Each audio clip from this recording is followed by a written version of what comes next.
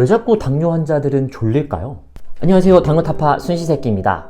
저는 요리사이자 13년차 당뇨 환자고요. 제가 자주 가는 카페가 있는데 사장님의 동생분이 당뇨에 걸려서 집에만 오면 항상 졸리고 피곤하다고 하신다고 하더라고요. 그리고 살도 좀 꽤나 빠졌다고 하고요. 저도 예전에 일할 때 너무 피곤하면 힘이 없다, 뭘 좀 먹어야겠다 이러면서 음식은 더 먹게 되고 혈당 관리는 그럼 더 안 되게 되고 이러면서 악순환이 일어나더라고요. 그럼 당뇨 환자들이 왜 이렇게 자꾸 피곤하고 졸린지 한번 파헤쳐 보도록 하겠습니다. 첫째로는 소변으로 몸의 성분들이 배출되기 때문입니다. 저도 혈당이 높으면 자주 화장실을 가게 되거든요. 그러면 바로 의심을 하고 혈당을 한번 측정을 해보죠. 그럼 고열인 경우가 많습니다.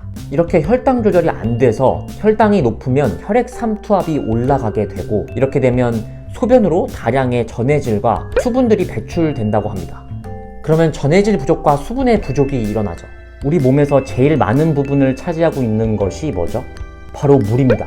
그런데 가장 많이 차지하고 중요한 요소인 물이 빠지게 되면 어떻게 될까요? 당연히 몸이 제대로 기능적으로 돌아가지 않게 되겠죠. 이렇게 되면 심한 갈증이나 피로감, 무기력 등을 느끼게 되면서 체중도 줄어들게 되는 거라고 합니다. 두 번째로는 숙면을 취하지 못해서입니다. 이 혈당 관리가 되지 않으면 새벽에 소변을 보러 갑니다. 특히 자기 전의 혈당과 아침에 일어나기 전 혈당이 고혈당이 되게 되면 이런 현상들이 일어나게 되죠.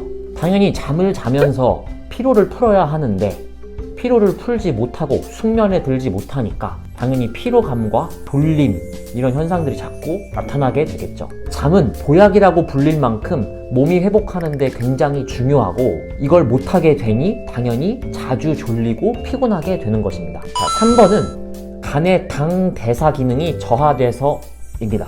인체에 적절하게 당 공급이 적절히 이루어지지 못해서 몸이 피로하게 된다고 하는데요. 자, 그럼 이런 게 궁금할 겁니다. 어떻게 해야 되는데? 해결책이 그래서 뭔데? 근데 여러분은 이미 답을 알고 계실 겁니다. 지금부터 혈당 관리를 잘 할 수 있도록 식사 시에 몸에 좋지 않은 음식들을 걷어내고 오늘부터 오늘부터 시작하셔야 합니다. 혈당 관리 얘기할 때 왜 이렇게 운동을 강조할까요? 혈당 관리 중에서 2형 당뇨 환자라면 가장 중요한 3가지가 있죠. 바로 음식, 운동, 심리 상태. 그런데 운동을 하게 되면 다른 두 번째 요소인 심리 상태까지도 영향을 굉장히 크게 미칩니다. 그래서 여러분들도 한번 느껴보셨을 거예요. 헬스장에서나 아니면 밖에서 막 조깅을 해가지고 갑자기 안 흘리던 땀을 막 흘리면 굉장히 막 뭔가 상쾌하고 오랜만에 운동하니까 너무 기분 좋네 막 이런 얘기들을 하시잖아요. 그리고 뭔가 스트레스도 풀리는 것 같고, 이건 단순한 개인적인 느낌이 아니라 실제로 운동을 하게 되면 스트레스 호르몬이 줄어들게 되고 성취감을 얻는다거나 긍정적인 마음을 갖게 되는데 모두 호르몬과 연결이 되어 있다고 합니다. 엔돌핀 들어보셨죠?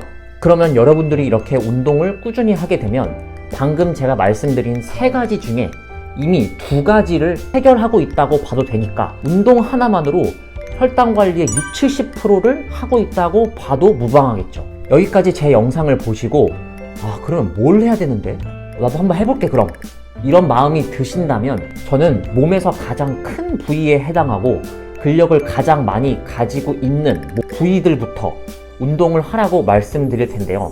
그건 바로 하체, 등, 가슴 순서입니다. 그런데 제 영상을 보시는 분들이 대부분 45세에서 55세 어머니 나이대이기 때문에 아파트 단지 내에서 계단 오르기 이런 것부터 먼저 시작해 보면 어떨까 하는 생각이 듭니다. 자, 부디 의지를 가지시고 오늘부터 운동을 시작해 보시길 바랍니다. 아주 작은 것부터요.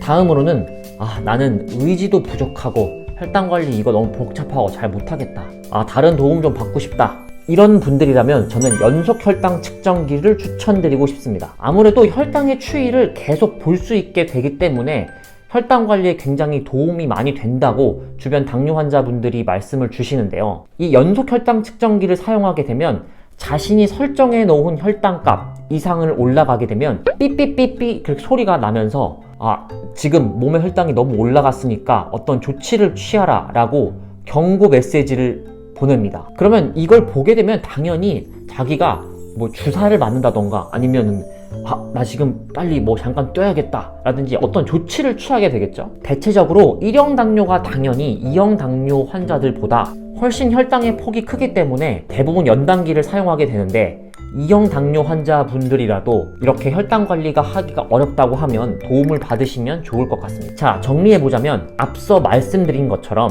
우리 몸의 가장 큰 부위에 해당하는 하체, 등, 가슴 순으로 근력 운동을 매일 해주시거나, 헬스장 가서 운동하시는 게 어렵다고 판단이 되면 집에서 스쿼트 혹은 주변 아파트 단지 내에서 계단 오르기 등으로 하루 30분 이상 근력 운동을 해주시는 것을 추천을 드리고, 혹은 연속 혈당 측정기에 도움을 받아서 혈당 관리를 해보시면 좋을 거라고 생각합니다. 오늘도 끝까지 봐주신 분들이 계시다면 정말 감사드리고요. 도움 되셨다면 구독과 좋아요, 알림 설정까지 부탁드리겠습니다.